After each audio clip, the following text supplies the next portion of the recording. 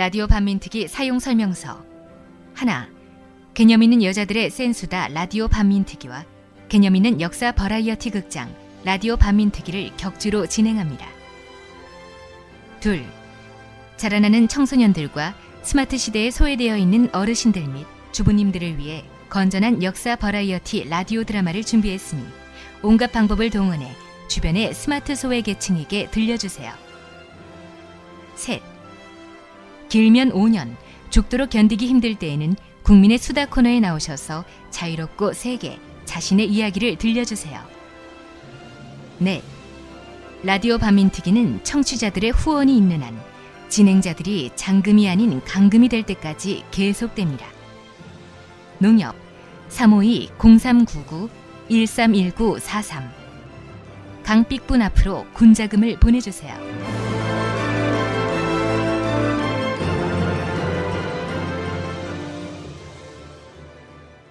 개념 있는 여자들의 센수다 라디오 반민특위 2013 정의충만 선입니다. 안녕하세요, 진입니다. 네, 안녕하세요. 민주주의자 분입니다.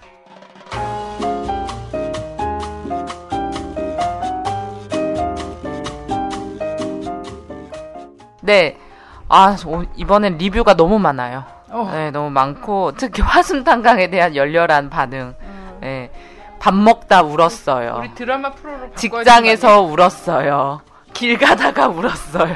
전철에서 울었어요. 사람들이 쳐다봐야 어떡하면 좋죠? 뭐 이런 거부터 시작해서 진짜 저도 울었어요. 네, 저도 울었어요. 심지어 녹음하면서 우리 성우분들이 막 부들부들 막 하시면서 하셨던 기억이 나서 앞으로도 더 좋은 드라마로 여러분께 찾아뵙도록 하겠고 너무 응원해 주셔서 감사합니다. 네, 진님에 대한 열화 같은 또 응원이 있었습니다. 그래서 과정이란 말. 제가 보니까요, 우리 리뷰를 달아주시는 분들이 병 주고 약 줘요. 네, 그래서 지난주에는 과정 쓰지 말라고 그렇게 하시더니 이번에는 감동받았다. 노력하는 모습 아름답다. 나는 과정이 중독성 있고 좋다. 왜 그러냐? 막 이런. 심지어 옥구슬 같은 목소리라는 표현 저 봤고요. 네, 그리고 진님 화이팅. 직접 단 거 아닌가? 직접 다셨어요? 안 다셨어요? 저는 일체 상관이 없습니다. 네. 진원이는 카카오톡톡 얼마 전에 시작한 걸로 제가 알고 있습니다. 이거 제가 윤창중 말은 못 믿어도 진님 말은 믿어요. 그래서 너무 좋은 리뷰 많이 남겨주셨고 요즘에 저에 대한 리뷰가 별로 많이 없어요. 사그러들고 있어요. 옛날에 그렇게 좋다고 난리더니만 빨리 분발해주세요. 이번에 동생이랑 동생 친구 발동시켜 예전처럼 그래야겠다. 비밀인데? 국정원처럼 알바 좀 풀어야 되나? 요즘 돈이 없어가지고 그것도 밥이라도 한 끼 사주면서 알바 풀어야 되는데. 네, 그렇고 이번 주는 뭐 이렇게 광고할 건 딱 하나입니다. 저희 광주 5.17, 5.18에서 5.18 기념행사 라디오 반민특위가 가는데요. 거의 다 이제 저희가 찼어요. 뭐 굉장히 많이 가요. 한 80분 정도가 넘을 것 같아요. 네, 그래서 광주 가서 너무 간지나지 않아요?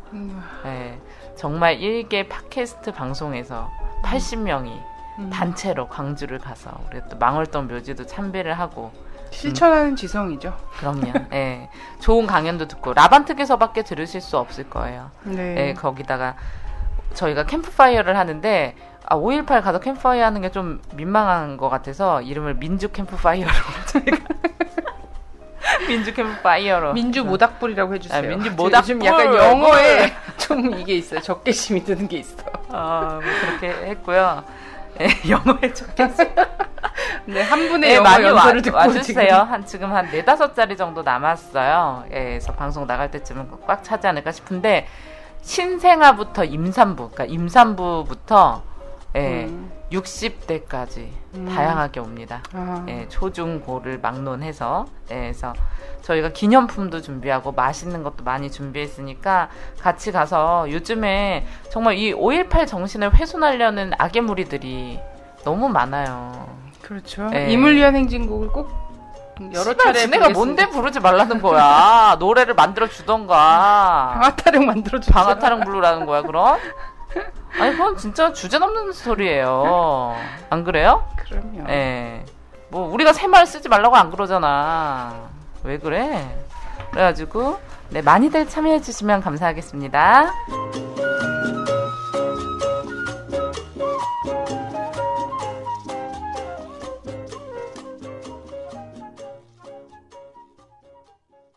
예, 그래서 광주 5.18도 얼마 남지 않았고, 예, 그렇습니다. 자, 많이 가주시고요. 저희도 3모녀가 지금 남아있는 가족 3모녀 전부 광주로 출동합니다. 오늘 되게 너무 저는 개인적으로 반가운 손님을 한 분 모셨어요. 네, 저도요. 전문가 또 요즘 뉴라이트 역사 왜곡과 관련해서 세계 최고의 전문가시죠. 저희는 우주 최강, 우주에서 최고 권위자가 아니면 모시진 않아요. 네, 그렇죠. 네. 깜짝 놀라실 거예요, 다들. 그래요. 이분은 제가 사실 초중고 대학교를 통틀어서 몇 분 선생님을 별로 존경하지 않았습니다. 그 손에 꼽히는 존경하는. 비단 혼자만의 문제는 아니었을 거예요. 그러니까 한국 교육의 진짜 이것이 현실이고요. 그중 단연 손꼽히시는 분이죠. 제가 적극 추천했잖아요. 네. 이 선생님을 꼭 모셔야 된다. 네네. 뭐 다들 아시겠지만 제가 이렇게 공부를 열심히 하지 않았어요. 대학교 때. 네. 심지어 저는 중어 중문과를 나와서 국어 국문과를 복수 전공한 여잔데 기억에 남는 강의는 딱 이거 하나밖에 없습니다. 심지어 이 교수님은 사학과 교수님이죠. 사학과 교수님인데 이거 뭐 제목은 기억 안 나는데 정확히 뭐였더라? 근현대사 뭐 강의였던 것 같아요. 근데 이 대강이동이 저희 학교 되게 넓거든요. 근데 저희 결혼식장 여기가 꽉 차서 이거는 첫날 수강생 막 미친 듯이 해야 들을 수가 있어요. 그래서 겨우겨우 저도 들었는데. 근데 심지어 그렇게 인기가 높으신 선생님을 학교에서 잘랐다며? 제2명 탈락시켰었어요. 몇 안 되는 인기 많은 선생님을. 그래서 가관이야, 가관. 그래서 이 선생님은 저로 말씀드릴 것 같으면 투쟁 동지이시자. 자, 우리 덕성여대 사학과의 한상권 교수님을 모셨습니다. 반갑습니다. 안녕하세요. 반갑습니다. 앞에 너무 많은 칭찬해 주시는데, 그 정도는 아니고요. 하여튼 오늘, 뉴라이트 문제를 다룬다고 하니까 제가 최근에 쓴 글도 있고 그래서 잠깐 같이 대화를 나누러 나왔습니다. 반갑습니다. 네, 반갑습니다. 선생님 여러 가지 활동도 많이 하시잖아요. 역사정의 실천연대 이런 활동도 하시고. 친일 독재 미화를 반대하고 교과서 개혁을 반대하는 역사정의 실천연대라는 단체가 있습니다. 시민사회 단체인데요. 한 460개 단체가 가입되어 있는데, 거기 상임대표를 맡고 있고, 민가협 양심수 후원의 회장을 맡고 있습니다. 지금 덕성여대 사학과에서 한국사 강의를 맡고 있습니다. 한상권입니다. 저희도 라디오 반민특위도 역사정의 실천연대 가입하기로 했어요. 네네. 고맙습니다. 저희 남편은 양심수에 가입해 있어요. 다 회원들이시네, 그러니까. 저도 전직 양심수고요. 아박한 선생님 나오실 때는 그래도 우리가 방송으로 만났으면 괜찮은데 선생님을 모셨는데 어쨌든 은사잖아요. 근데 아까 전에 나도 모르게 니물링한 행진곡 못 부르는데 내가 이런 씨부랄 내가 어떻게 교수님 옆에서 내가 이렇게 욕을 하면 안 되는데. 근데 이제는 국민들이 욕하는 것 갖고는 더 이상 뭐라고 할 사람이 없을 것 같아요. 왜냐면 청와대 대변인이 한 엄청난 짓거리가 있기 때문에 이제 국민들이 그 어떤 퇴폐적인 나 그 새끼 그럴 줄 알았어. 처음부터 나는 그럴 상이야. 그러니까 내가 이런 관상이나 이런 걸 믿는 건 아닌데 대부분이 난 나만 그렇게 생각하는 줄 알았어. 그랬는데 대부분의 댓글이 이 새끼 이럴 줄 알았어요. 생각보다 빨리 일을 쳤네요. 아니 그렇지. 근데 저는 그럴 사람이 아닙니다. 이렇게 얘기했단 말이야. 그랬고 너는 그럴 사람이었어. 근데 너무 추잡해요. 근데 나는 그걸 보면서 어떤 느낌이셨어요? 어떠셨어요? 저는요, 근데 구구절절. 정말 저는 어떤 생각이 들었냐면 우리 박근혜 레이디 각하께서 삿대질 사과를 하셨을 때와 마찬가지로 국민을 완전 좆도 아니게 생각하는구나. 나 선생님 때문에 어떻게 해야 될지 모르겠는데. 제가 원래 그런 여자예요. 쟤는 저런 애예요. 그런 생각이 들었어요. 완전 우습게 아는구나. 그러니까. 예, 눈 가리고 아웅하는구나. 이거는 정말 정말 너무 깔보는구나. 대다수의 국민들을 어떻게 그런 식의. 한 말씀 끼어들려고 아까지 하셨어요. 아니에요. 얘기 들어보니까 우리 우리 옛날에 지금 제사실 졸업한 지 상당히 오래됐었는데 지금 보니까 옛날에 제가 칭찬했던 기억이 나요. 우리 덕성여대 민주화의 꽃이라고 칭찬했는데. 쟤한테 그랬어요? 네, 그랬어요, 내가. 선생님 오자마자 뭐라 그랬는지 그럼 전 뭐예요?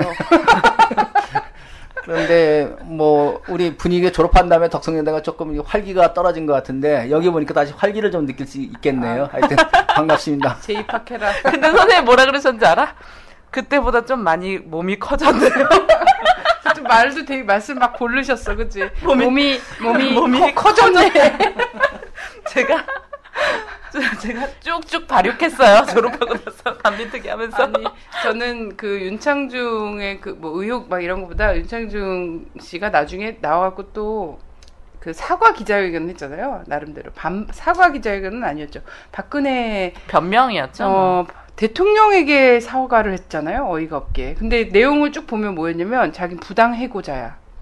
잘못한 게 없는데 부당해고를 당한 거야.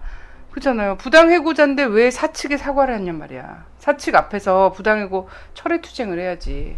그래서 나 진짜 윤창중 자기의 말이 맞다면 진짜 그 부당해고 철회투쟁에 연대할 의사가 있어 나는. 청와대 앞에 가서. 저는 뭐 그렇게 어렵게 사고는 안 했고 언니는 항상 이렇게 너무 깊이 사고하시는 것 같아요. 저는 어떤 생각이 들었냐면 미국에 가서 사실 우리 그 잘나고 그 기득권에 있는 사람들이 그나마 좀 만만하게 생각하지 않는 게 미국 아닙니까? 근데 그 나라에 가서 그 대사관에 있는 인턴과 우리 문화원이지만 그 인턴에게까지 그 짓거리를 했다. 알몸까지 보여주면서 오늘 나왔더라고요. 알몸이었다라고 청와대 진술을 한 게 사인했대. 그랬다면 그러면 팬티 과연 입었다 그러더니 막 네, 과연 우리나라에서는 어떤 일을 저질렀을까? 전 그게 끔찍하더라고요. 저는 그래서 장자연 사건이 생각이 났어요. 노리게 이 영화가 생각이 나고 얼마나 많은 한국의 그 여성 힘없는 여성들은 얼마나 많은 이런 일들을 비일비재하게 당하고 살 것이며. 네, 그래서 문화적 처이라고 했는데 그 말은 뭡니까? 한국에서 이런 일은 용서될 수 있는 일인데 미국에서는 성추행이다. 이 말 아닙니까? 그러니까 우리나라 여자들은 얼마나 더 만만하게 보고 전 별짓 다 했을 거다. 윤창중 처음이었겠어요? 가서 그렇게 한 게? 그것 때문에 전 너무 끔찍하더라고요. 그들이 보여준 즉 권위주의가 이제 여성에게 갑을 관계에서 보여준 권위주의가 이거잖아요. 이거라면 이번에 그 한일 정상회담 때 청와대 관계자들이 보여줬던 대사관 인턴 직원들이라든지 그 외에 직원들한테 보여줬던 모습이 전부 완전히 권위주의 막 욕하고 고함 지르고 막 이랬다 그러더라고요. 근데 왜 이렇게 세상에 가이드라 그러고. 아니 근데 이게 처음 외교 행보잖아요. 네. 사실 부정선거 의혹까지도 번연이 있고 지금 네. 뭐 원세훈 씨 윤창중 때 갑자기 기사랐나 봐. 당연한 일이야. 국정원의 정치 정치 개입은 개입은 당연한 당연한 일이고 일이야. 훈장받은 일이라고 얘기했더라고. 아 진짜. 다 하여튼 당신들이에요. 이런 정권이 정말 조심조심 일을 해야 되잖아요. 조심조심 일을 해야 되는데 가갖고 이런 막 욕짓거리 하고 고함 지르다가 성추행하고 이러고서는 온 거잖아요. 눈에 보이는 게 없는 것 같아요. 얼마 안하무인이야 지금. 국민이 무서운 게 없는 거야 지금. 아, 정말 대단해요. 그래서 지금 남양 그 사태 있잖아요. 그것과 원세훈 씨 사태가 묻혀가고 있다. 그래서 그 두 분이 윤창중한테 찾아가서 절을 하고 있다. 이런 소문이 들리는데, 또 저는 이거보다 분명히 박근혜 대통령이 방미를 하면서 분명히 또 호구짓 하고 왔을 거예요. 그쵸? 뻔하죠. 근데 그거에 대한 기사가 안 나오고 있다는 거. 그럼요. 네. 왜냐하면 한미 정상회담은 한복 패션과 그리고 영어 연설. 이거 있죠. 윤창중 이게 나오기 전까지는 그 대통령이 싸들고 간 옷의 가지수 있잖아요. 총 지금 방송에 나온 것만 해도 한 8벌 정도가 나왔어요. 예, 그 기간 동안에. 그럼 이제 안 보인 동안에도 여러 차례 옷을 갈아입었을 거니까 8벌 정도가 나왔고, 이거 얘기. 그리고, 모 종편에서는 영국식 발언이라서 현지에서 듣기엔 상당히 고급스럽게 들릴 거다라고 얘기했던 또라이들이야. 그 영어 연설. 아니 그 미국의 학회에 있는 이렇게 이 학자들은 박근혜 대통령이 연습을 되게 많이 하셨네요.라고 평가하시더라고요. 연습을 정말 많이 한 것 같다. 그래서 내가 연습은 보고하는 건 되게 잘하시잖아요, 원래. 내가 보기엔 연습 많이 무슨 했을 영국식이야. 거예요. 연습을 진짜 많이 한 거. 그래서 이번에 근데 결정적으로 보도 안 된 것들, 우리가 이제 알지 못했던 방미에 있어서의 어떤 개호구짓이 어떤 것들이 있었는지 우리 선님이 짧게 이야기를 좀 해주시면. 아니 저는 딱 이번 한미 정상회담을 1평을 했어요. 트윗과 페북에 했는데 뭐냐면 퍼주고 덮쳤다. 퍼주고 덮쳤다. 쥐었다. 네, 쥐었습니다. 덮치진 않았어요. 근데 이건 뭐냐면 중요한 것은 윤창중은 한 여인을 이 엉덩이를 쥐었을지 모르겠는데 덮쳤을지 모르겠는데 대통령은 툭툭 쳤대며. 툭툭 쳤대. 한국에서 그런 식으로 저기 하나 봐. cheer up. 근데 이 박근혜 대통령은 국민과 헌법을 덮쳐버렸어요. 그래서 정말 일개 GM 회장이 한국 노동자 임금에 대해서 왈가왈부하면서 난 솔직히 박근혜 대통령이 그때 몰랐을 거라 생각해요. 통상 임금이 뭔지 이런 거 전혀 모르고 그냥 알겠습니다, 해결하겠습니다 이렇게 얘기를 했다고 생각하는데 일개 뭐 회장의 얘기에 끄떡끄떡하면 자기가 해결하겠다라고 얘기하면서 약 38조 정도를 홀랑하고 그리고 미국 무기들 막 이렇게 하면서 어쨌든 도합 한 50조 정도를 해 드셨다, 퍼줬다 이렇게 얘기하는데 그 50조가 뭐냐면 미국이 요즘 재정난 때문에 너무 힘들어서 미국 국방비가 약 50조 정도 깎였다고 하더라고요. 그래서 미국 대통령 월급 깎인 거 알죠? 예, 월급 내놓잖아요. 공무원들 월급 내놓고. 그럴 정도로 재정난이 심각한 미국에 이 재정난에 한복 패션쇼까지 보여주시고. 그럼요. 이 50조를 퍼줬어요. 이거는 이명박 그 대통령이 그때 당시에 뭐 4대강 하면서 22조 들었다? 뭐 어쩌든 이런 거에 배 이상을 요 한 주일 사이에 홀랑 날려먹은 거거든요. 이거에 대해서 나오지 않고 몇몇 카페나 인터넷에서만 지금 통상임금에 대한 이야기가 나오고 있어서 이거를 한번 그 라디오 반민특위는 격주기 때문에 너무 멀고 채널 615에서 한번 다뤄주시는 걸로. 알겠습니다. 아니 근데 이제 이 미국에 대한 퍼주기를 한 것도 문제지만 실제 이 가장 격찬하고 있던 것은 한미 정상회담에서 대북 정책의 공조를 이뤘다. 한반도 신뢰 프로세스에 대해서 지지를 획득했다라고 표현을 하잖아요. 일명 한미가 대북 정책에 대해서 일관성 있게 가겠다라고 하는 건데 원래 일관성 있지 않았어요? 네, 맞습니다. 저는 그거에 대해서 두 가지 평가를 하는데요. 하나는 대북 정책은 어찌됐든 이 한반도의 지정학적 위치가 있지 않습니까? 이런 과정에서 이 좀 외래국이죠. 외래국의 간섭이 정말 많았어요. 그러면서 자기 정책을 올곧게 가져가지 못했던 경험들이 지난하게 많고 또 현실도 그러하죠. 이런 과정에서 더구나 이 영내 질서 재편 과정이 두드러지게 나타나는 현상이잖아요. 이런 상황에서 이 한국이 남북 공조를 하지 않으면 개입력이 없어요. 그래서 강대국의 합의에 따라서 자기 운명이 결정짓는 약순환을 거듭할 수밖에 없는데 이것을 합의를 하고 왔다는 건 대북 정책에서 주도성과 독자성을 상실하고 왔다. 더구나 이 한민동맹 60주년이라고 하면서 린치핀이라고 격상시킨 대가가 민족의 미래와 번영을 저당 잡히면서 해온 거다. 이런 지점이 하나 평가될 수 있고요. 두 번째는 한반도 신뢰 프로세스에 대해서 이렇게 평가를 하고 있잖아요. 지난 정부들과 너무나 차별화된 정책이다. 유연하고 그치. 인센티브가 되게 많다라고 하지만 제가 보기에는 비핵개방 3천의 버전 2입니다. 그래서 실제로는 유연성과 인센티브가 하나도 없고 정말 적대적이고 대결적이며 게다가 폭력적이까지 한 이 비핵개방 3천 버전 2를 합의하고 들어왔다라는 것. 네, 이게 맞아요. 문제예요. 그래서 실제 이 이명박 정부 같은 경우는 뭐 북한의 태도 변화, 선행동을 요구했지만 사실은 아무것도 하지 않았습니다. 그래서 이 무시 전략이라고도 표현을 하잖아요. 근데 박근혜 정부는 다르죠. 뭐냐면 이게 이 자기가 개입력을 만들기 위해서 태도 변화를 이끌기 위해서 국제와 공조해서 제재를 가혹하게 하겠다. 이런 것들 합의하고 들어왔다는 것. 이것이 저는 이제 이 대북 퍼주기라는 말 많이 하지만 실상은 대미 퍼주기와 이 한국 정부의 독자성 그리고 주도성을 잃어버린 상황이다. 네. 아니 저는 윤창중 씨가 이 사단을 벌이기 전에는 제일 웃겼던 게 이거였거든요. 박근혜 대통령이 자기 꿈이 DMZ의 세계 평화공원을 만드는 게 꿈이라고 얘기했어. 깜짝 놀랐어. 나는 진짜 내가 지금 무슨 귀가 이상한가 봐 이런 생각을 했어.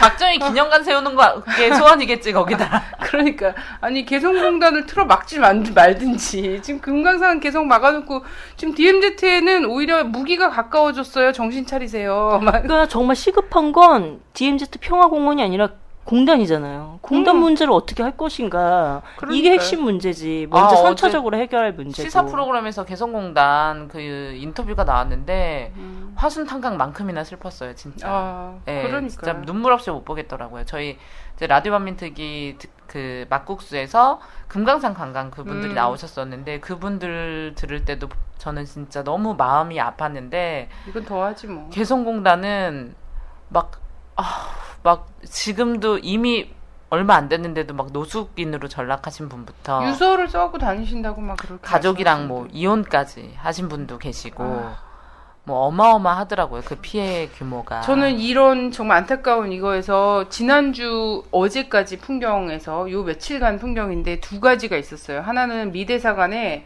한국 국민들이 이 황사바람 속에서 평화협정을 위한 대화를 시작하라. 이 전쟁 연습이 아니라 대화하라라는 서명 용지를 몇 박스를 전국에서 막 10만 명 막 이렇게 서명을 해갖고 들고 갔거든요. 근데 근데 서명한. 대사관 쪽으로 건널목을 못 건너갔어. 미 대사관 쪽에서 한국 그 국민들이 한 이 서명을 받지 않겠다는 거야. 접수를 안 하겠다는 거야. 접수를 안 하겠다는 거를 대사관 쪽 직원이 나와서 얘기하라고 얘기했는데 경찰한테 전달해갖고 경찰이 대사관에서 안 받겠답니다. 못 갑니다. 안 받겠답니다. 여기서 해산 안 하면 불법 집회로 간절. 이걸 계속 하다가 왜 우리 서명 안 받아줘? 미국은 우리의 친구 아니야? 아니 그 당시에 뭐였냐면 대통령끼리도 만났는데 박근혜 영어 연설에는 약 40번에 박수를 치고 있는 순간이었는데 국민들이 써온 이거 있잖아요.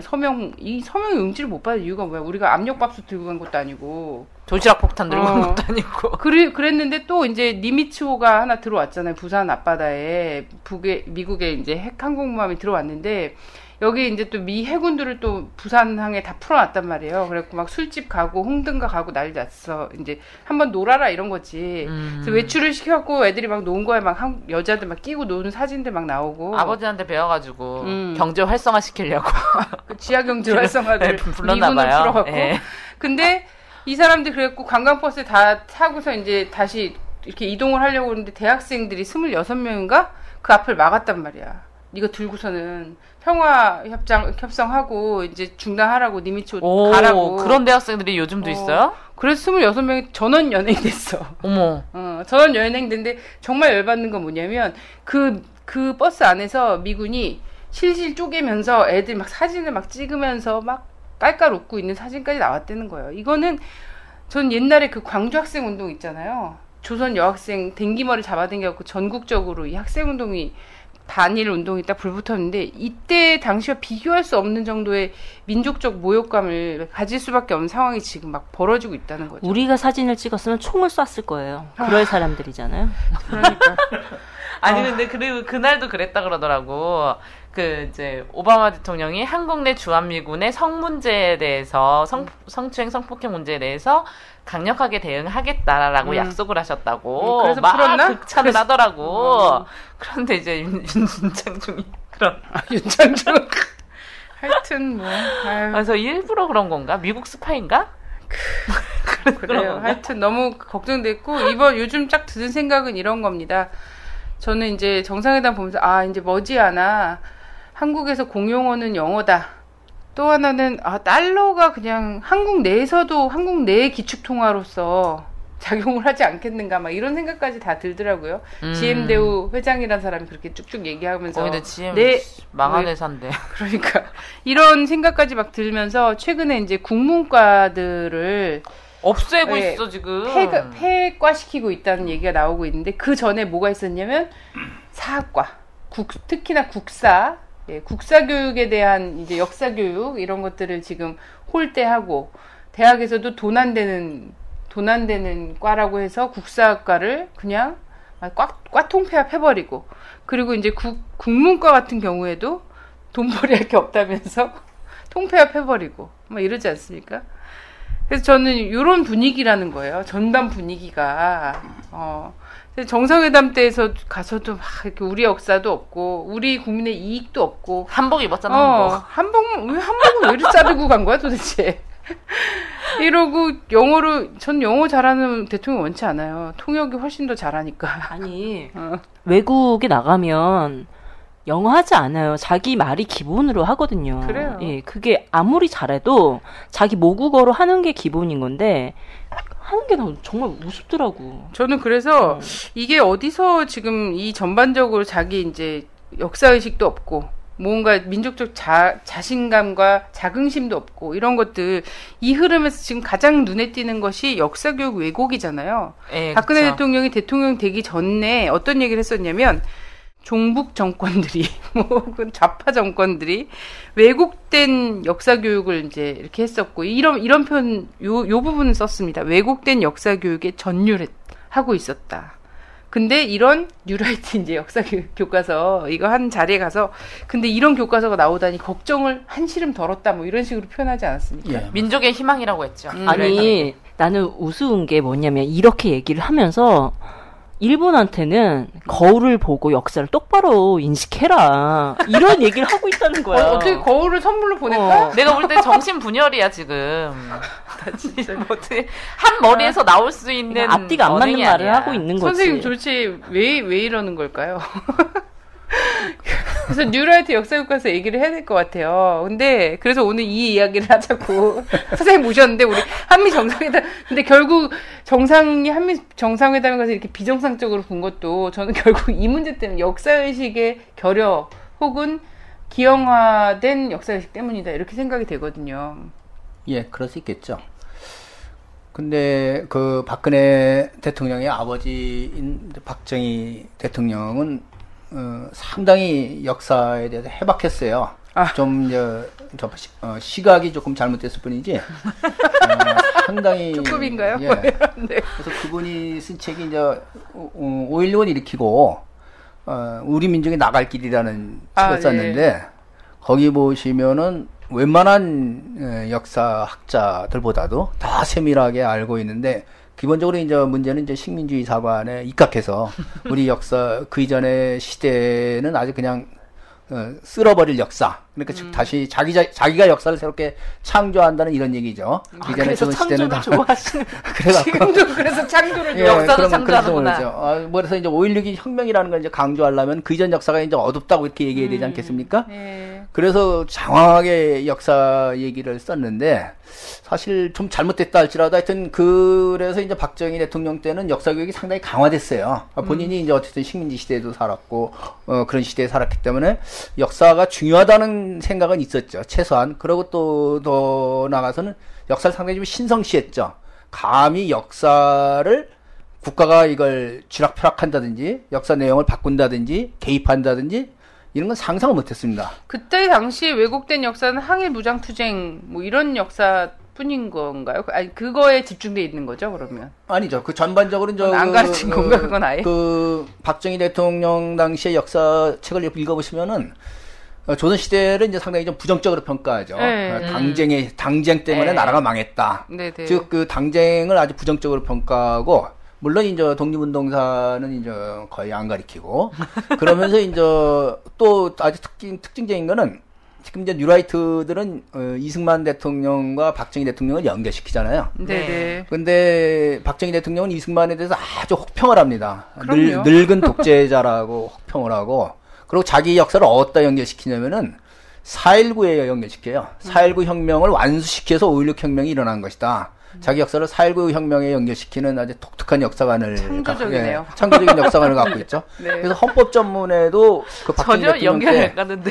헌법을 박정희 대통령 때 개정된 헌법에는 그렇게 나와 있어요. 헌법 전문에 4.19 혁명의 이념을 이어서 5.16 혁명 이렇게 나와 있었어요. 아, 네. 그렇게 나와 있다가 이제 87년에 6월 항쟁이 일어나면서 그거 없어진 건 이제 전두환 때부터 없어졌죠. 4.19와 5.16이 연결된다고 그런 생각을 갖고 있는 건 전두환 대통령 때 없어졌고, 확실히 이제 없어진 거는 6월 민주화항쟁 때문에 없어졌는데, 어쨌든 역사가 중요하다 하는 생각도 갖고 있고, 역사에 대해서 나름대로의 지식도 갖고 있었고, 더 나아가서는 역사는 함부로 바꿀 수 있는 게 아니다 는 생각도 갖고 있었던 면에서는 지금보다는 훨씬 제가 생각할 때는 진전된 사고를 갖고 있었던 것 같아요. 아마 그분이 그 초등학교 선생을 했기 때문에 아마 그런 교육을 좀 받았지 않나 생각이 되는데. 그래서 교련도 강화하셨잖아요, 그 당시에. 그런 면에서는 요새 보면 근데 최근에 들어서 뭐 역사 아까 말씀하신 것처럼 역사를 전부 다 이제 필수에서 빼버리고 그래서 이제 역사를 아예 안 가리키는 내지는 이제 왜곡돼서 가리키는 건 이제 어떻게 보면 역사가 우리가 그래서 늘 곤혹스러운 게 제가 그런데 제가 학생들한테 늘 강의할 때 역사는 발전한다 이렇게 얘기를 하는데 실질적으로 역사 교육은 후퇴라고 있거든요. 그러니까 이게 역사가 발전하는 거, 역사 교육 후퇴하는 거 이거 어떻게 종합적으로 설명할지를 몰라갖고 늘 저도 고민을 하고 있습니다. 하여튼 현재 역사 교육에 대한 인식은 아주 퇴행적인데 가장 대표적인 것이 국가가 역사를 좌우할 수 있다 이런 생각을 갖고 있다는 것은 아주 심각한 위험한 거죠. 국가의 역사를 좌우할 수 있다고 하기 시작하면은 자기 입맛에 맞게끔 역사를 바꿀 수 있다는 이런 얘기가 되니까. 뭐 역사만 좌우하려고 그러는 게 아니라 뭐 불량식품도 좌우하려고 그러시고. 아니 뭐 국가가 역사까지 좌우할 수 있다라고 생각하는데 한 여성은 얼마나 쥐락펴락할 수 있다라고 생각하겠어요. 그래서 지금 현재 진행되고 있는 그 역사 교육이 사실 굉장히 그 중요성과 이런 것들 자꾸 없애고 그리고 입시에서도 배제하려고 하고 뭐 이런 것들인데 실제 요즘 애들은 정말 무식하다고 이야기하면 안 되는 게 안 배웠는데 어떻게 이야기를 하겠어요. 근데 지금 젊은 교사들 있잖아요. 지금 막 진출한 교사들 그 학생들 있잖아요. 고등학교 때 그 선생님들 자체가 국사가 필수가 아니었던 사람들이 선생님을 하는 거예요. 그래서 저는 지금 학교에서 역사교육 실태가 궁금해요. 일단.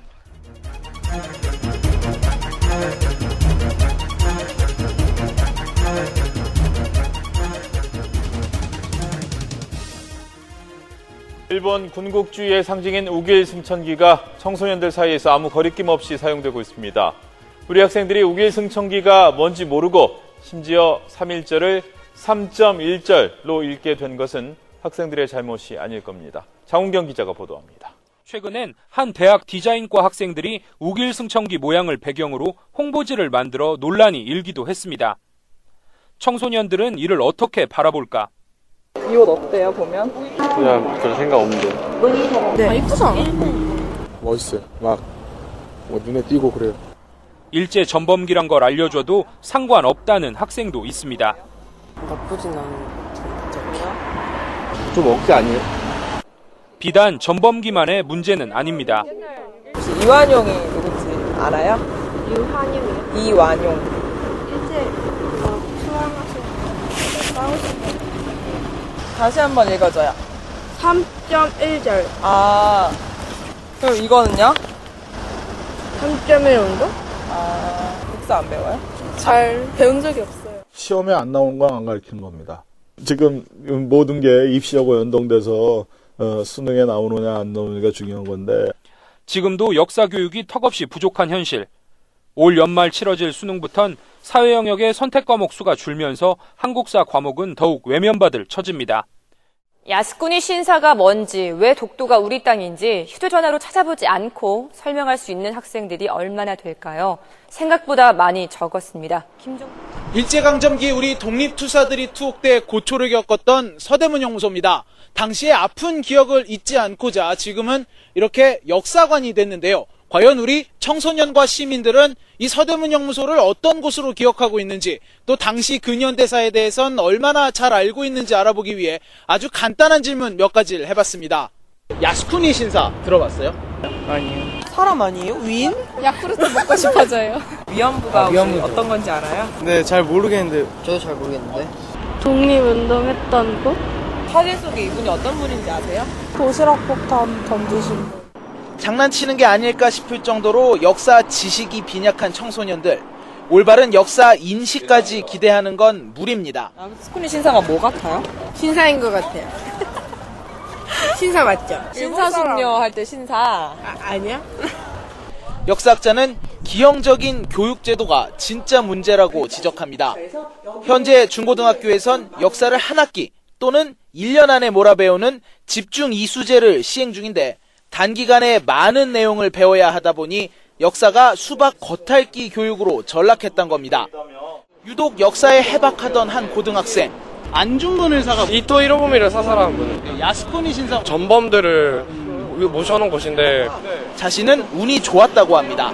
중학교 때 선생님이 굉장히 잘 해주셔가지고요. 교과서 위주로만 하는 게 아니라 그 다양한 자료들을 활용하셔서 일본의 역사 왜곡에 맞서 매주 수요 집회를 이어가고 있는 위안부 할머니는 이런 현실을 모른 채 후세가 역사를 이어나가 줄 것이라고 믿고 있습니다.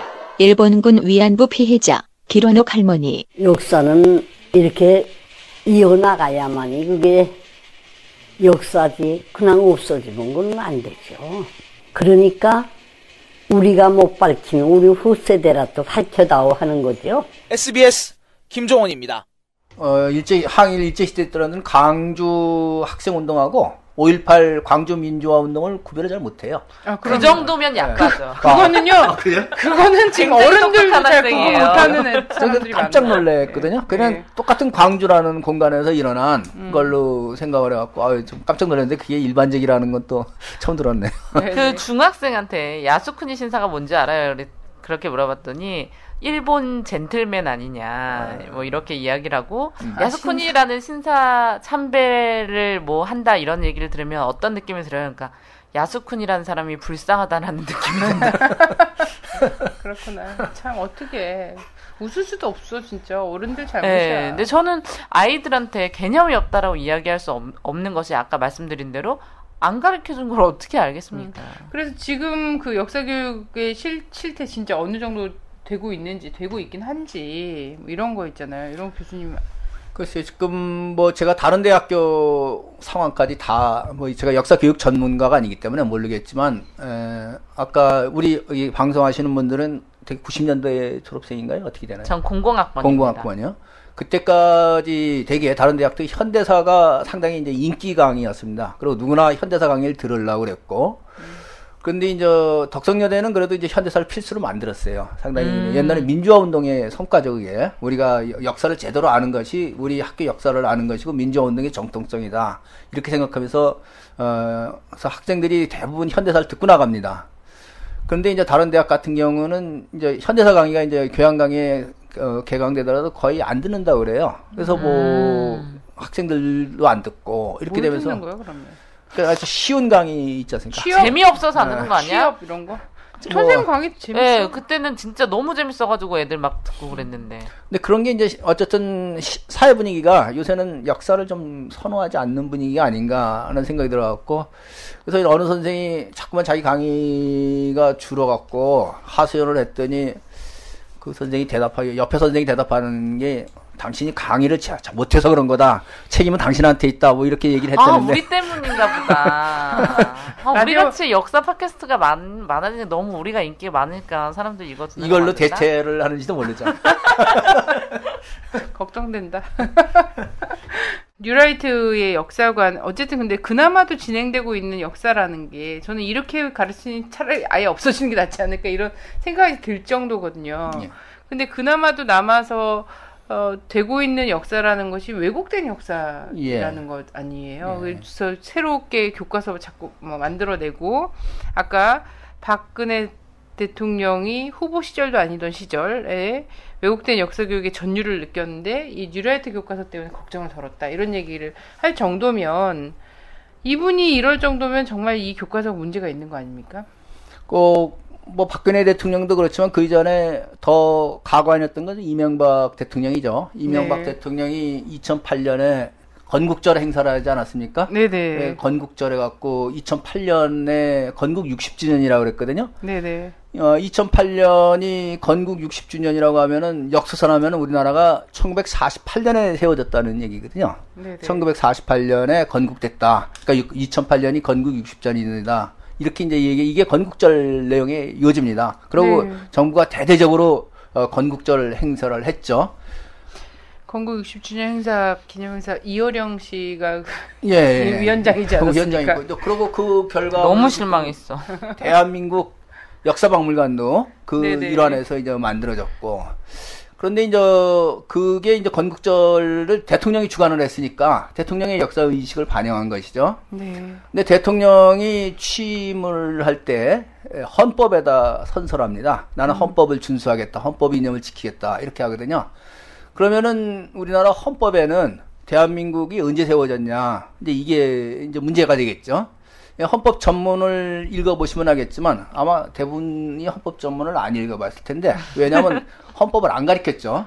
저희는 헌법의 제1조를 잘 알아요. 1조만 알지 헌법 전문은 잘 모를 텐데 저기 헌법 전문에 보면은 그 우리나라가 3.1운동을 이어갖고 1948년에 재건한다고 그랬어요. 다시 세운다.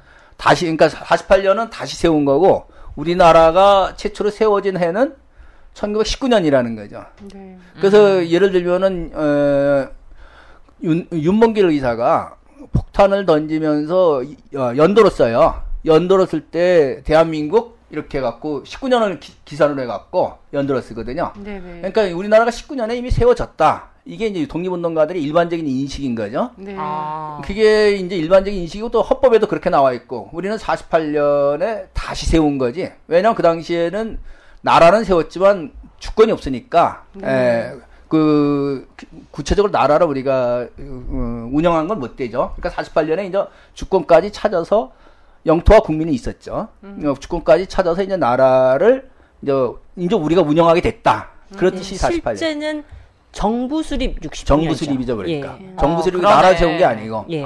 대한민국 나라를 세운 거는 1919년 3월 1일 날 세워졌어요. 그러니까 그걸 이어받아서 임시정부가 쓴 겁니까? 예. 임시정부. 그러니까 임시정부가 우리나라의 출발이죠. 네. 그리고 그 정신을 이어받아서 대한민국이 나왔다. 지금 이렇게 얘기하고 있거든요. 그런데 그 대한민국 독립운동사의 역사를 완전 빼버리는 거죠. 48년에 세웠다는 얘기는 독립운동사의 역사를 완전 말살시키는 건데 왜 48년으로 이 사람들이 굳이 그걸 강조를 하려고 그러냐면은 독립운동 안 했으니까. 독립운동을 자기들이 안 했으니까 그 앞에 역사를 얘기하려니까 참 껄끄럽죠. 네. 그러니까 독립운동 안 한 역사. 근데 우리가 식민지 지배받은 건 분명하고 식민지 지배받아서 독립운동한 게 분명한데 그 역사를 빼버리면서 대한민국사를 쓴다는 거는 사실 대한민국의 정통성에 문제가 되는 거죠. 독립운동을 빼고 대한민국의 정통성을 말할 수는 없는 거죠. 그래서 제가 생각할 때 대한민국의 정통성을 얘기를 하려면은 독립운동사를 빼고는 설명할 수 없고 따라서 건국 60주년 행사는 대한민국의 정통성을 훼손하는 헌정문란 행위죠. 네. 그러니까 제가 아까 말씀드렸지만 대통령은 헌법에다가 선서합니다. 헌법을 놓고 자기는 헌법을 지키겠다고 하거든요. 근데 대통령이 헌법을 안 지킨 거죠. 어떻게 보면 그러니까 이명박 대통령 지나갔지만 뭐 탄핵 대상이죠, 그거는. 네. 국민이 조금만 헌법을 알고 있었다면은 탄핵 대상인데 운 좋게 하여튼 임기를 마쳤습니다. 헌법을 모르는 바람에 여러 차례 있어요. 헌법 국기문란이. 네, 그리고 여러 차례 있었죠. 네. 와, 대단하다 진짜. 아, 그렇다면 대한민국의 정통성을 훼손한 게 건국 60주년 행사였다 이렇게 말씀하시는데 그렇다면 아까 이제 이 기본 이야기는 하셨습니다만 독립운동이 정통성이다라고 하는 이 부분을 뉴라이트는 그럼 어떻게 왜곡을 하고 있는가? 이게 우리가 알아봐야 되겠죠. 뉴라이트는 일제시대를 두 가지 시각에서 보고 있는데요. 독립운동사를 얘기를 안 하는 건 아니에요. 왜냐면 그 얘기를 안 할 수 없죠. 그렇죠. 이제 그 얘기를 하면서 또 하나 일제시대를 보는 눈이 또 하나, 그러니까 일본이 우리를 압박하고 수탈했다. 뭐 이런 얘기도 하면서 동시에 일제시대 우리나라가 문명화됐다. 근대화됐다. 이 얘기를 동시에. 철도 놔줬다. 그놈의 철도. 아유. 그 동시에 얘기를 하고 있거든. 그러니까 일제시대, 그래서 우리가 식민지 근대화론이라고 하는데 식민지 시대에 근대화됐다. 두 가지 얘기를 하면서 중점은 그 후자에 있는 거죠. 그러니까 앞에 얘기는 그냥 들러리로, 그러니까 립 서비스로 하는 거고 안 할 수는 없으니까. 안 할 수는 없으니까 하는 거죠. 왜 그런 걸 우리가 느낄 수 있냐면 그분들의 독립운동사 역사를 보면 우선 객관적인 사실부터 틀려요. 사실이 너무 많이 틀리고 그리고 내용이 너무 조잡하고 그러니까 그거는 그냥 성의 없이 썼다는 걸 금방 느낄 수 있거든요. 이게 진짜 심도 있게 쓴 게 아니고. 그렇지만 이제 식민지 근대화론 왜 그 얘기를 이제 강조를 하면서 그래야지만 독립운동을 안 해도 우리가 이렇게 발전할 수 있었다 이렇게 얘기되니까 독립운동을 안 한 것이 면피가 되죠. 네. 면피가 되니까 결국 친일파를 면접을 줄 수 있는 효과가 있는 거죠.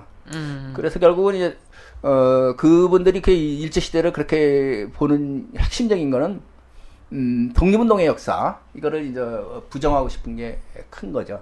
그래서 그들도 되게 많이 걱정이 되는지 이렇게 얘기를 했더라고요. 이게 이제 뭐 일제시대 때를 통해서 근대화되고 뭐 근대 문명을 학습하게 되고 그리고 정상 국가를 운영할 수 있는 어떤 것을 배웠고 막 이렇게 얘기를 하다 보면 일제가 뭔가를 준 것 같이 느껴질까봐 그랬는지 모르지만 여기다가 뭐라고 표현을 했냐면 의도하지 않은 효과. 제국에 일제 식민지 통치에 의도하지 않은 효과들이 있었는데 이 효과와 한국인들의 자발적 노력이 결합돼서 결국은 이러이러하게 되었다라고 설명을. 일부 신문이 좌평행에 맞서 대한민국의 정통성을 옹호했다고 지켜세운 이른바 뉴라이트 대한교과서. 일제강점기 군사 독재 시절에 잘못 알려진 역사를 바로잡겠다며 헌법 정신과 헌법적 가치에 충실한 교과서임을 자부한다는데, 후시사 교과서보다 더 어쩌면 일본의 식민지 지배를 미화하고, 왜 찬사보다는 국민을 분노케 했던 보셔샤 교과서에 한국판이라는 비난이 쏟아지고 있는지. 뉴라이트 대한교과서가 이번 주 서점에 깔리기 시작했습니다. 내용을 살펴보니 역시 우려하던 대로였습니다. 일제시대가 그렇게 나쁘기만 한 건 아니었다고 기술하고 있습니다. 우리나라가 발전할 수 있는 좋은 토양이 마련된 시기였다고 평가하고 있습니다. 일제의 대표적인 만행인 종군 위안부는 취업 사기로 묘사했습니다. 당시 한국의 젊은 여성들이 강제로 끌려간 게 아니라 큰 돈을 벌기 위해서 해외 취업, 즉 위안부에 지원했다는 겁니다. 일본의 우익보다 더 일본 편을 드는 대목도 눈에 띕니다. 지필진들은 경제학자나 정치학자 등 인문사회과학 분야 전공자들입니다.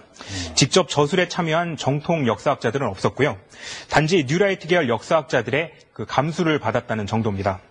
이 부분도 역시 논란의 불씨가 될 수 있을 것 같은데, 그럼 이 저자들이 쓴 이른바 대한교과서의 내용은 어떤지 일제시대를 서술한 3부의 내용을 한번 집중적으로 살펴보겠습니다. 교과서 78조 일제시대를 다룬 3부의 머릿말입니다. 일제시대는 억압과 투쟁의 역사만은 아니었다. 근대 문명을 학습하고 실천함으로써 근대 국민국가를 세울 수 있는 사회적 능력이 두텁게 축적되는 시기이기도 하였다. 일본의 식민지배가 우리나라의 경제와 사회를 근대화하는 데 도움을 줬다는 이른바 식민지 근대화론이 떠오릅니다. 교과서 포럼 공동대표 서울대 경제학과 이영훈 교수. 지배를 위해서 철도를 깔고 도로를 뚫고 항만을 건설했습니다. 그러나 그것은 세계적인 차원에서 보면은 근대 문명의 일환이었고, 그것은 우리 한국 민족도 마찬가지로 주체적으로 그것을 거기에 적응하고 거기에 훈련을 받으면서 근대 인간으로 이렇게 발전할 수 있는 기회가 주어졌던 것이죠. 이 교과서 83조. 재정은 세출이 세입을 초과하는 적자 구조였으며 총독부는 일본에서 공채를 발행하여 적자를 메웠다. 즉 모자란 돈을 조선 총독부가 일본에서 꿔다가 한반도에 풀었다는 이야기입니다. 총독부 재정 수입의 3분의 1가량이 공채 수입이죠. 한국에서도 소화가 됐겠죠.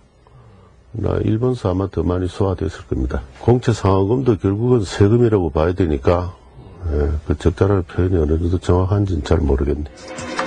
그러나 꾼 돈을 결국 누구의 돈으로 어떻게 갚았는지는 교과서에 없습니다. 태평양 전쟁 당시 일본이 전시 특별 회계를 짜면서 총독부가 엄청난 규모의 강제 수탈을 했다는 점도 나오지 않습니다. 고려대학교 국사학과 정태헌 교수. 공채를 이제 일본에서 소화를 했다고 하더라도 공채 원리금이 나갔고, 그건 조선 재정에서 일본 재정 나가는 겁니다. 그 다음에 37년 이후에는 임시군사비 특별회계로 해가지고 한 10억 엔 정도가 또 지출이 됩니다. 일본의 대표적인 만행인 종군 위안부 문제는 어떻게 다루고 있을까?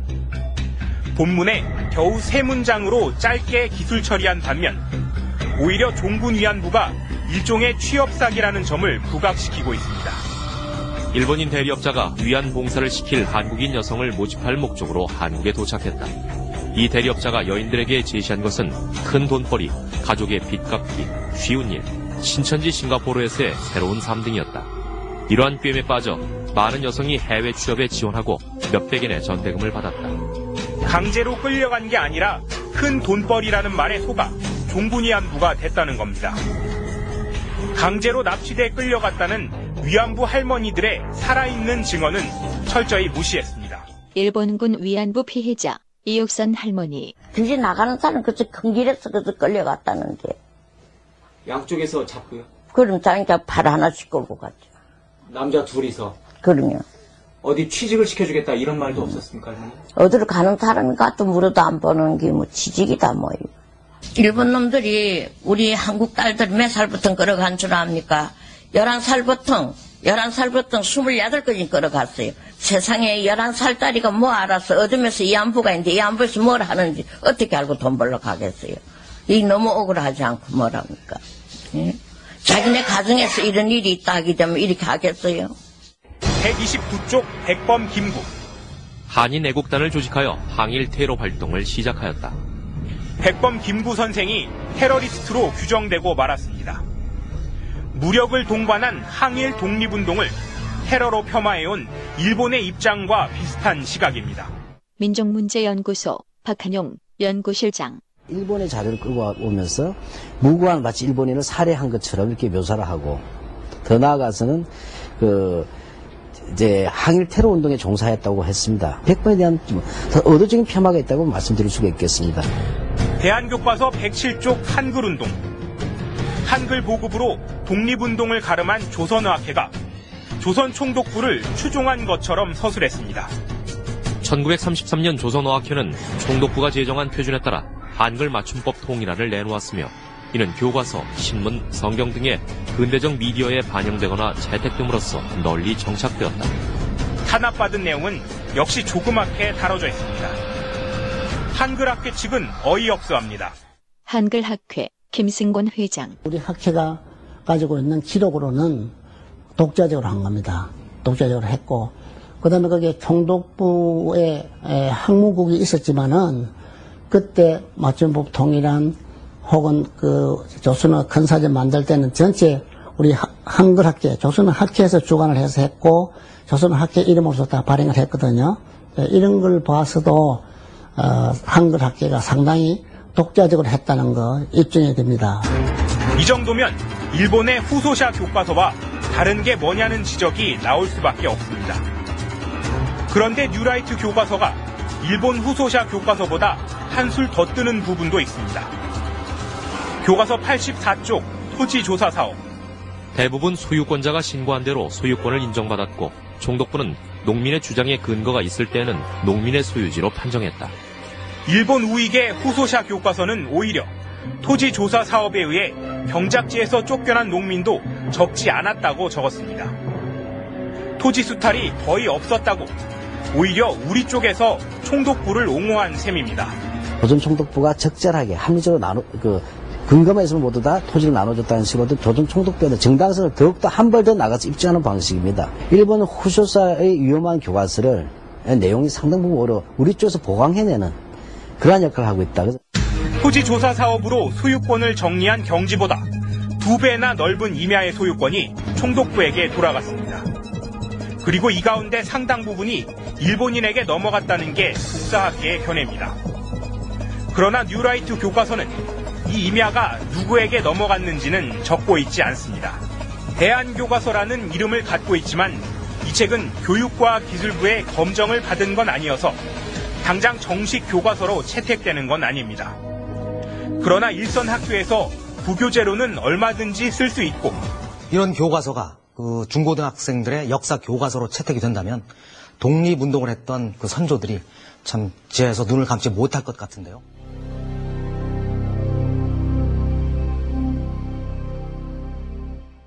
우리가 식민지 시대의 가장 큰 문제점, 경제 개발을 했다고 그랬을 때, 그분들이 식민지 시대를 보는 건 일본과 대한민국을 같은 주권 국가로 보는 거거든요. 우리 네. 일본과 대한민국을 분리시켜서 보는 게 아니라, 즉 그 식민지 시대의 경제 개발이라는 건 일본의 경제 개발이지 우리의 경제 개발은 아니지 않습니까?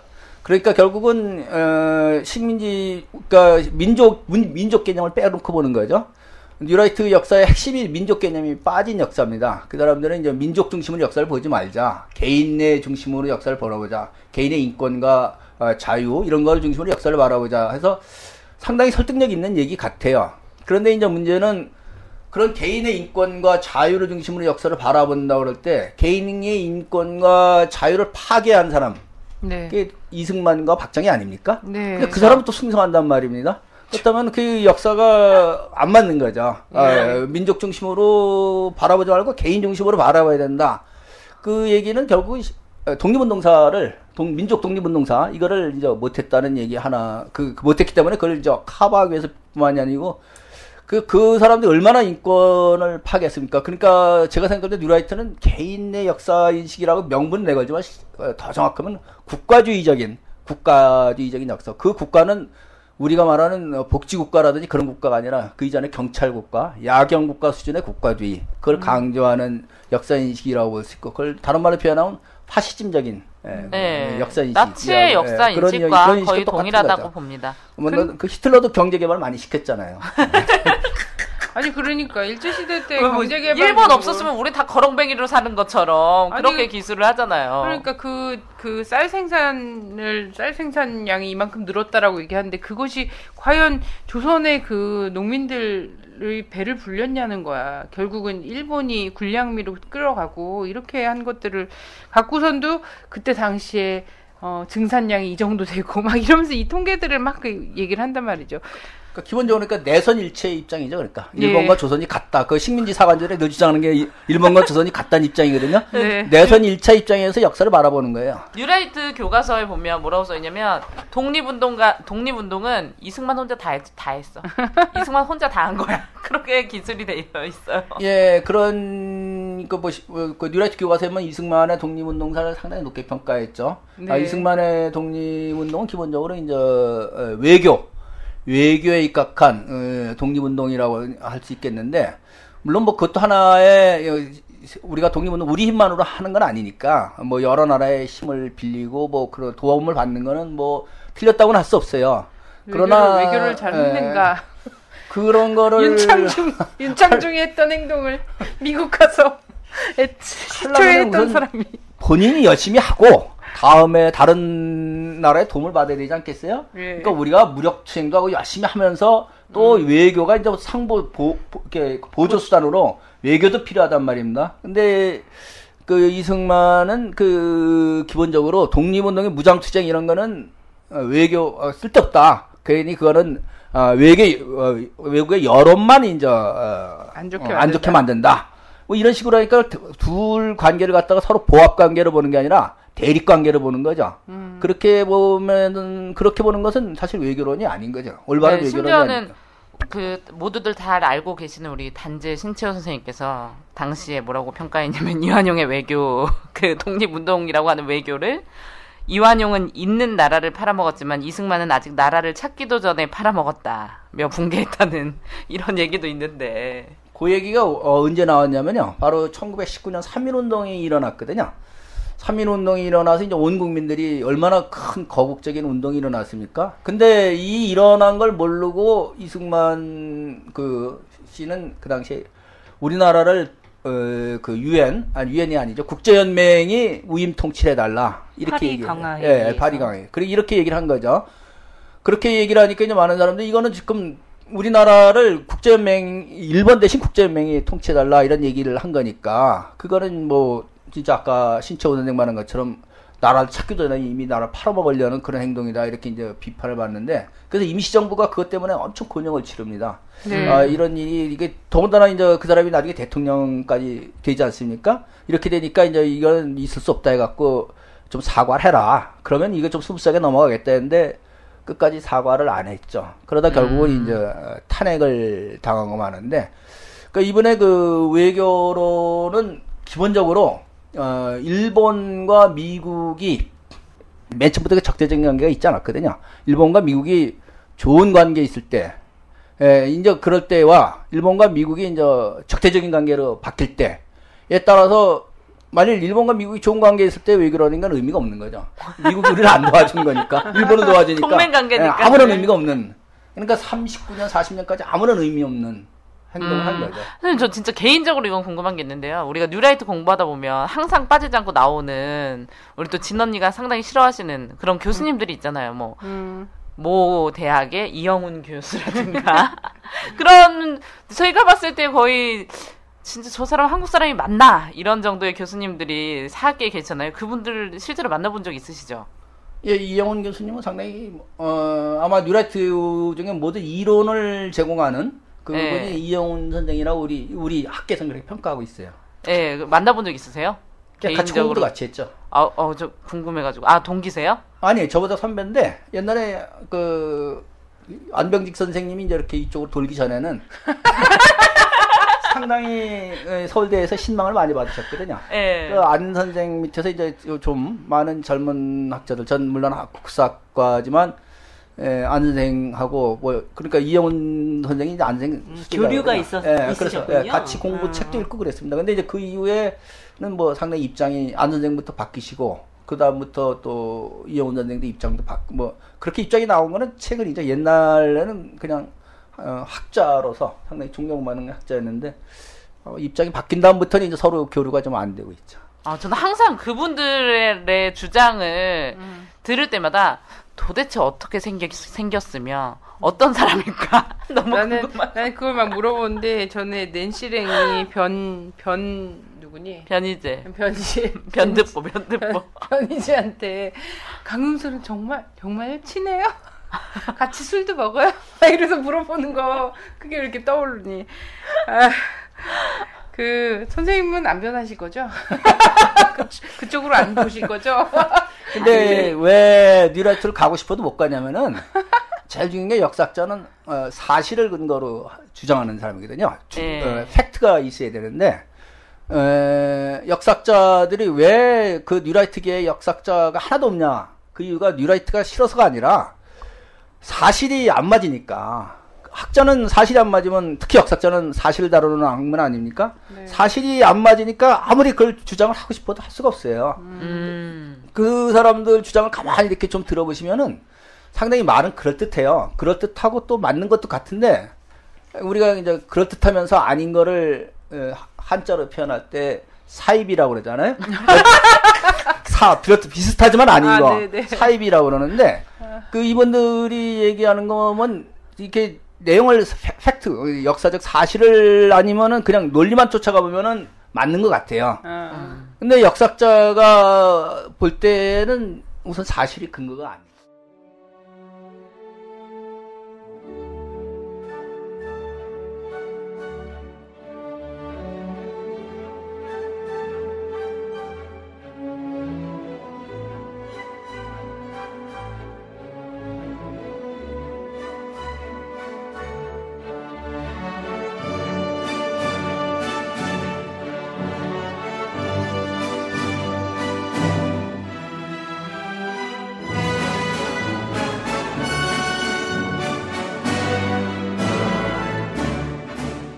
개념 있는 여자들의 센 수다. 라디오 반민특위.